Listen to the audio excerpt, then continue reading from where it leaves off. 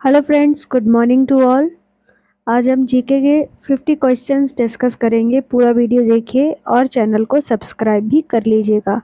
First question है, विद्युत धारा निम्न में से किस उपकरण से नापी जाती है? तो इसका ए ऑप्शन है वोल्ट मीटर, बी ऑप्शन है एमीटर, सी ऑप्शन है वोल्ट मीटर, डी ऑप्शन है पोटेंशियोमीटर। तो इसका जो करेक्ट आंसर होगा वो हो जाएगा एमीटर।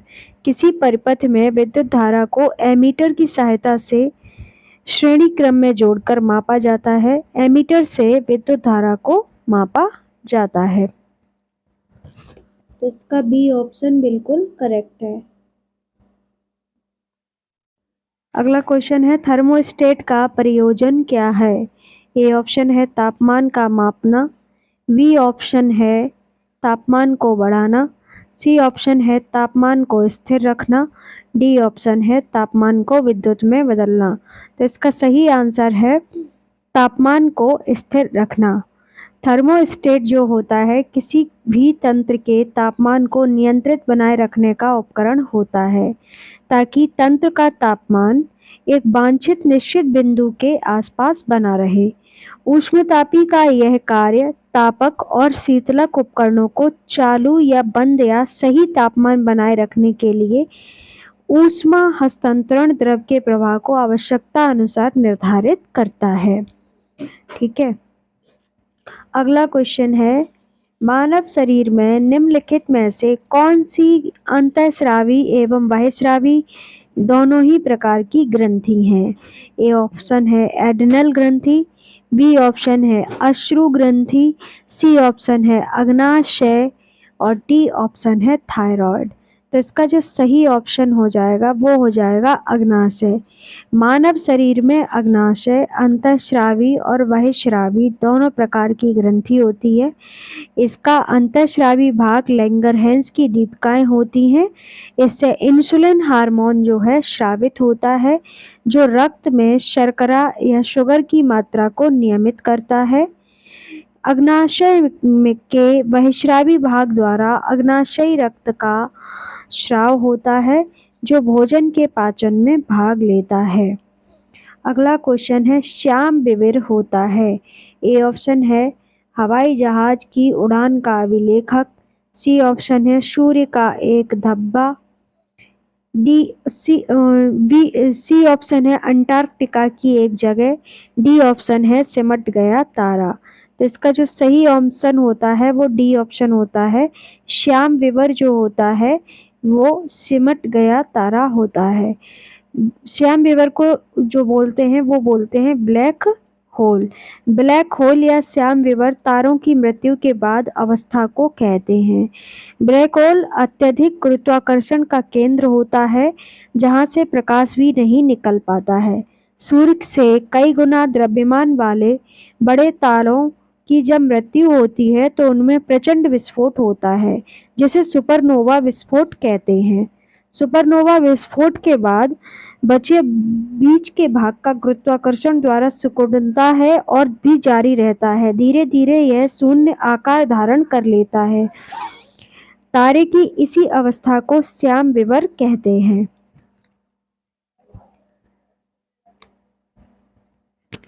अगला प्रश्न है, कृत्रिम उपग्रह पृथ्वी से सुस्पष्टता से ट्रैक किया जा सकता है।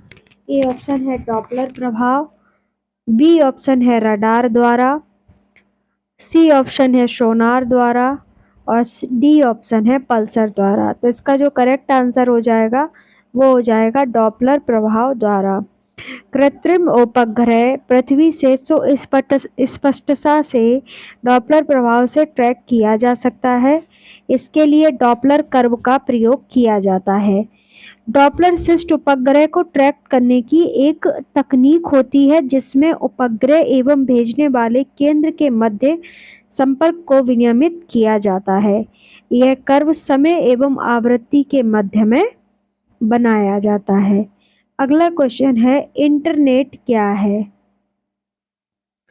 ए ऑप्शन है समुद्र में मछली पकड़ने का जाल, बी ऑप्शन है बास्केटबॉल की अंतर्राष्ट्रीय प्रतिस्पर्धा का नाम, सी ऑप्शन है रेल लाइनों में रेल के डिब्बों के स्थान का हिसाब रखने वाली पद्धति। डी ऑप्शन है कंप्यूटर पर आधारित अंतर्राष्ट्रीय सूचनाओं का तंत्र। तो ये आंसर तो सभी को पता होगा, क्योंकि आजकल इंटरनेट तो सभी चलाते हैं, पढ़ते भी इंटरनेट से हैं, वीडियोस भी देखते हैं, वीडियो बनाते भी हैं। और आप ये वीडियो जो देख रहे हैं वो भी इंटरनेट के माध्यम से ही देख पा रहे हैं। तो इसका जो सही आंसर है वो है डी ऑप्शन, कंप्यूटर पर आधारित अंतर्राष्ट्रीय सूचनाओं का तंत्र। इंटरनेट अर्थात अंतर्राष्ट्रीय नेटवर्क होता है। इंटरनेट कंप्यूटर का अंतर्राष्ट्रीय नेटवर्क है जिसे सूचनाओं का महाजाल कहते हैं। ऑनलाइन इंटरनेट संपर्क में व्यक्ति इंटरनेट पर मिल रही जानकारियों का अध्ययन करता है। डाटाबेस सूचनाओं के वे अंकीय भंडार हैं जिनसे दुनिया के किसी भी कोने में रहते हुए आसानी से और तेज गति से अपनी जरूरत की सूचनाएं प्राप्त की जा सकती हैं। ब्लॉग इंटरनेट व्यक्तिगत पत्रकारिता को कहा जाता है, क्योंकि कोई भी व्यक्ति अपने विचारों व जानकारियों के प्रसारण हेतु इंटरनेट को अपना माध्यम बना सकता है। ईमेल अथवा इलेक्ट्रॉनिक मेल सर्वाधिक लोकप्रिय है। इसमें प्रत्येक उपभोक्ता अपना ईमेल पता होता है। सर्वर नामक कंप्यूटर ईमेल की फाइल का संप्रेषण क्लाइंट कंप्यूटर को करता है। ईमेल से पाठ, ध्वनि, चित्र आदि का प्रेषण किया जाता है। भारत में पहली व्यापारिक ईमेल सेवा 1955 में आरंभ की गई थी, तो ये भी याद रखिएगा। वर्ल्ड वाइड वेब मनचाही संख्या वाले असंबंधित डॉक्यूमेंट का समूह होता है। ठीक है, तो इंटरनेट से संबंधित ये जानकारी थी। और प्रत्येक डॉक्यूमेंट की विशेष पहचान उसका पता होता है। ऐसे पतों का स्वरूप मानकीकृत होता है, जैसे यूआरएल मतलब कि यूनिवर्सल रिसोर्स लोकेटर कहा जाता है। वेब की लोकप्रियता के कारण है सरलता, हाइपरलिंक, मल्टीमीडिया, विस्तार की भावना इत्यादि। वेब कई तरह की सेवाएं उपलब्ध कराता है, जैसे searching, internet telephony, video conferencing इत्यादि। तो इंटरनेट के बारे में आप सभी को पता तो सब कुछ है, फिर भी हमने आपको बता दिया है। अभी कभी अगर आप कोई डिस्क्रिप्टिव एग्जाम दे रहे हो तो इंटरनेट का प्रारूप लिखना पड़ा तो आप इस तरह से लिख सकते हो। अगला क्वेश्चन है, निम्न में से सिंधु सभ्यता से संबंधित कौन से केंद्र उत्तर प्रदेश में स्थित है? ए ऑप्शन है कालीबंगा, ये तो होगा नहीं क्योंकि ये तो राजस्थान में है। बी ऑप्शन है लोथल, ये भी नहीं होगा, ये गुजरात में है। सी ऑप्शन है आलमगीरपुर, हो भी सकता है। और डी ऑप्शन है आपका हुलास। तो इसका जो सही आंसर हो जाएगा वो आपका हो जाएगा आलमगीरपुर एवं हुलास। ये जो है कहाँ पर है? उत्तर प्रदेश से संबंधित है। ठीक है, आलमगीरपुर और हुलास जो है उत्तर प्रदेश में स्थित है। लोथल गुजरात में स्थित है, आपको पता ही है, अहमदाबाद जिले में। और कालीबंगा राजस्थान के गंगानगर में स्थित है। कालीबंगा में काली चूड़ियां मिली थी, या ब्लैक बेंगल भी समझ सकते हैं, तो इसका नाम कालीबंगा हो गया। ठीक है, आलमगीरपुर कहाँ पर है ये समझिएगा, मेरठ जिले में हिंडन नदी के तट पर यह स्थित है। इसकी खोज 1958 में भारत समाज सेवक द्वारा की गई थी। इसका उत्खनन कार्य 1958 ईस्वी में यज्ञदत्त शर्मा ने कराया था। अब हुलास कहाँ पर है? तो हुलास जो है सहारनपुर जिले में अवस्थित है, तो ये भी याद रखिएगा। अगला क्वेश्चन है, चन्हू दड़ों के उत्खनन का निर्देशन किसने किया था? ए ऑप्शन है जॉन मार्शल ने, बी ऑप्शन है जे.एच. मैके ने, सी ऑप्शन है R.E.M. व्हीलर ने, डी ऑप्शन है ऑरेल स्टाइन ने। जिसका जो सही ऑप्शन हो जाएगा वो हो जाएगा जे.एच. मैके ने। American school of Indian and Iranian studies तथा Boston museum of fine arts के संयुक्त तत्वाधान में ईजे.एच. मेके ने सन 1935-36 में चन्हू दड़ों का उद्घाटन कराया था। पुरास्थल मोहनजोदड़ो से 80 मील दूर सिंधु के बाएं किनारे पर अवस्थित यह एकमात्र ऐसा स्थल है जहां से वक्राकार ईंट मिली है। यहाँ से झूकर एवं झांकर संस्कृति के भी साक्ष्य मिलते हैं। क्वेश्चन आपसे पूछा जा सकता है कि झूकर एवं झांकर संस्कृति के साक्ष्य कहाँ से मिले हैं? तो चन्हू दड़ों से मिले हैं। अगला क्वेश्चन है, निम्नलिखित में से कौन सा वेद सबसे प्राचीन है? ये क्वेश्चन बहुत सरल है, आपको सभी को पता ही होगा। ए ऑप्शन है सामवेद, बी ऑप्शन है आपका यजुर्वेद, सी ऑप्शन है ऋग्वेद, डी ऑप्शन है अथर्ववेद। तो इसका जो करेक्ट आंसर हो जाएगा वो हो जाएगा ऋग्वेद। भारतीय धार्मिक साहित्य के अंतर्गत 4 वेदों का वर्णन मिलता है: ऋग्वेद, सामवेद, यजुर्वेद, अथर्ववेद। इसमें ऋग्वेद सबसे प्राचीन वेद है, जिसमें 1028 सूक्त मिलते हैं। इसमें 10 मंडल हैं, 11 बाल सिक्ख हैं, 10,580 ऋचाएँ हैं। वेद के ऋचाओं को पढ़ने वालों को होत्र कहा जाता है। ये भी क्वेश्चन पूछा जाता है कि वेद की ऋचाओं को पढ़ने वालों को क्या कहते हैं, तो इसे होत्र कहते हैं।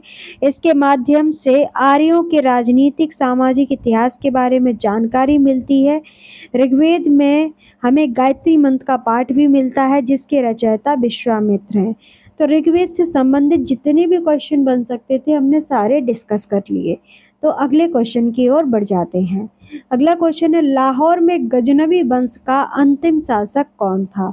ए ऑप्शन है अली किरमिज, बी ऑप्शन है मसूद, सी ऑप्शन है खुसरो मलिक, डी ऑप्शन है सुबुक्तगीन।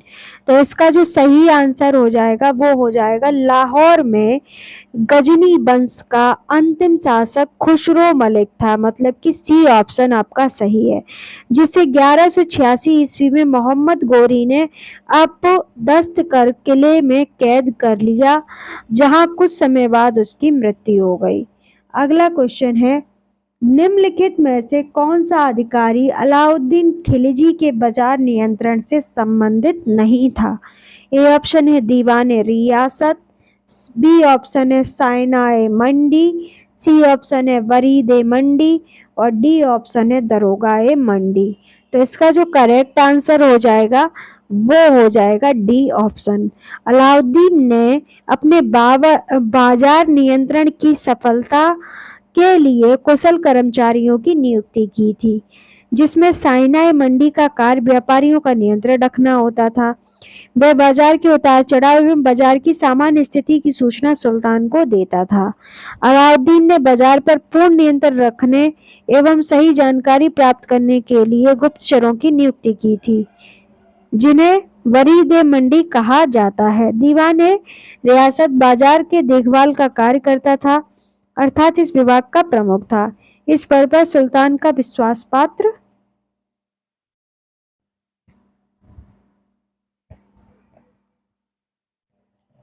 सेनानायक याकूब नियुक्त था। ठीक है, तो दरोगा मंडी जो है बाजार नियंत्रण से संबंधित नहीं थी।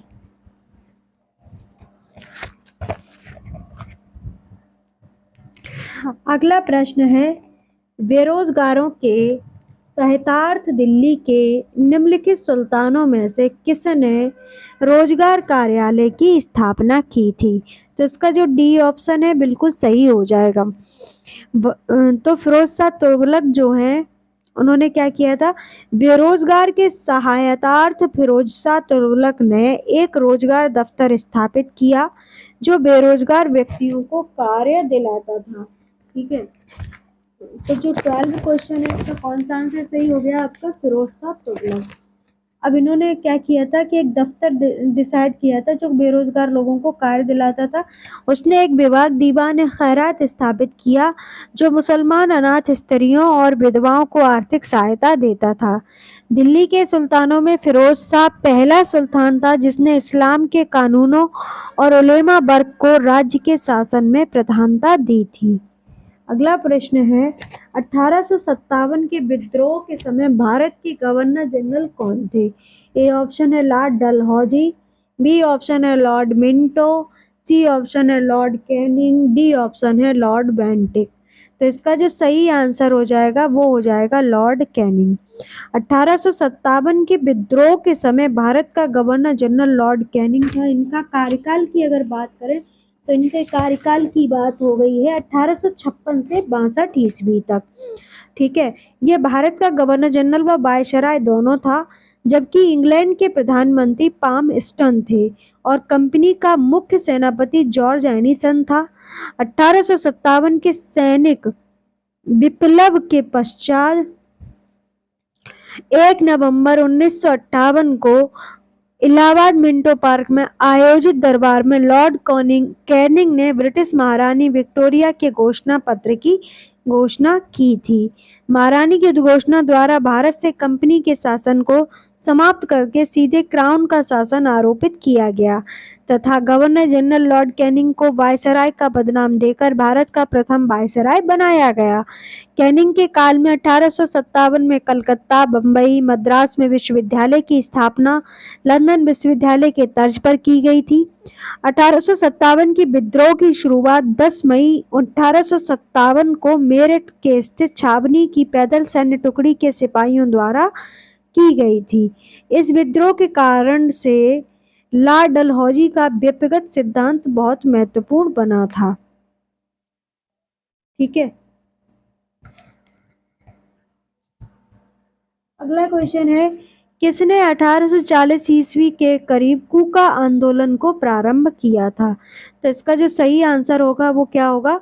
गुरु राम सिंह। बी ऑप्शन है भगत जवाहर मल।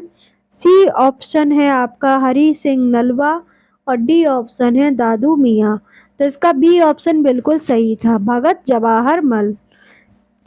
कूका आंदोलन का प्रारंभिक स्वरूप धार्मिक था, जिसका उद्देश्य सिख धर्म में प्रचलित बुराइयों और अंधविश्वासों को दूर करना था, परंतु बाद में यह आंदोलन राजनीतिक आंदोलन के रूप में परिवर्तित हो गया, जिसका उद्देश्य अंग्रेजों को बाहर निकालना था। इस आंदोलन की शुरुआत 1840 ईस्वी में सैन साहब भगत जवाहर मल के द्वारा की गई थी। सैन साहब के अनुयायी बालक सिंह ने अपने अनुयायियों का एक दल गठित किया और हजारी में अपना मुख्यालय बनाया था। कूका आंदोलन के सामाजिक सुधारों में जाति और अंतरजातीय विवाहों पर लगे प्रतिबंधों को समाप्त करना, मांस और नशीली वस्तुओं का परित्याग सम्मिलित था। अगला प्रश्न है, निम्नलिखित में से किन दलों की स्थापना भीमराव अंबेडकर ने की थी? ए ऑप्शन है Peasant and Workers Party of India. C option है All India Schedules Caste Federation Independent Labour Party. तो इसके जो करेक्ट आंसर होंगे वो क्या होंगे? तो इसका जो करेक्ट आंसर हो जाएगा वो हो जाएगा all India scheduled caste federation की स्थापना जो है किसने की थी? भीमराव अंबेडकर जी ने। एंड इंडिपेंडेंट लेबर पार्टी की भी स्थापना भीमराव अंबेडकर जी ने की थी। बी आर अम्बेडकर ने 1942 में अनुसूचित जातियां संघ का एक अखिल भारतीय दल के रूप में गठन किया। इंडिपेंडेंट लेबर पार्टी की स्थापना बी आर अम्बेडकर द्वारा वर्ष 1936 में की गई थी। Peasants and Workers Party of India की स्थापना 1947 में महाराष्ट्र में की गई थी। इसके संस्थापक नाना पाटिल, सी.डी. देशमुख, केशवराव जाधव इत्यादि थे। अगला क्वेश्चन है, 1902 में किस वायसराय के अंतर्गत इंडियन यूनिवर्सिटी कमीशन की स्थापना की गई थी? ए ऑप्शन है लॉर्ड कर्जन। बी ऑप्शन है लॉर्ड मिंटो। सी ऑप्शन है लॉर्ड हार्डिंग। डी ऑप्शन है लॉर्ड चैम्सफोर्ड। तो इसका जो सही आंसर हो जाएगा वो हो जाएगा लॉर्ड कर्जन। 1902 में कर्जन ने भारत में उच्चतम शिक्षा और विश्वविद्यालय अधिकारियों का एक सम्मेलन शिमला में बुलाया। शिमला सम्मेलन में पारित प्रस्तावों के आधार पर कर्जन ने 1902 ईस्वी में थॉमस रैले की अध्यक्षता में विश्वविद्यालय आयोग का गठन किया। इस आयोग का उद्देश्य भारत में विश्वविद्यालय की अवस्था का परीक्षण करना और उनकी कार्य क्षमता तथा संविधान के सुधार के सुझाव को देना था। उन सुझाव के आधार पर भारतीय विश्वविद्यालय अधिनियम